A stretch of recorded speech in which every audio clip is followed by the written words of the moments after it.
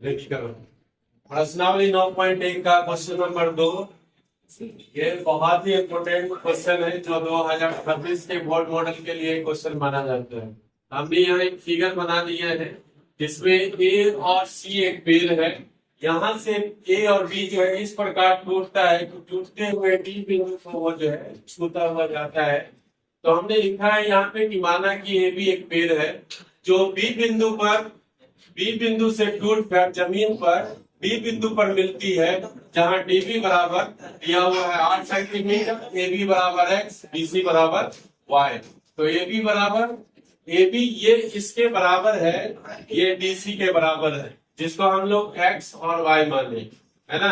इसीलिए त्रिभुज A B B C D में समझे, बी सी डी में जिसमें लंब और आधार दिया हुआ था, जिसमें लंब और आधार दिया रहता है वो 10 होता है। तो हमने यहाँ 10 30 डिग्री लिख दिया, लंब बट्टे आधार होता है, यानी बीसी बट्टे बीसी।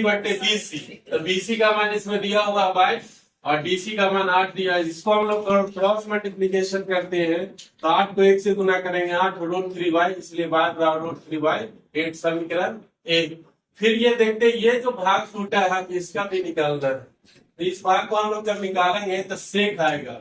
सेक में हम लोग जानते हैं कर्ण बटे आधार, तो कर्ण है आपका डीबी और आधार है डीसी। तो सेक 30 का मान हम लोग वैल्यू से जानते हैं कि सेक 30 का मान 2/√3 होता है और डीबी बराबर, यहाँ पे डीबी बराबर कुछ नहीं है मालूम, लेकिन डीसी मालूम है। तो डीसी हमने 8 लिख दिया और इसको क्रॉस मल्टीप्लीकेशन करेंगे तो डीबी √3 = 8 × 2, इसलिए डीबी बराबर 16√3, इसलिए एक्स बराबर 16/√3 समीकरण 2।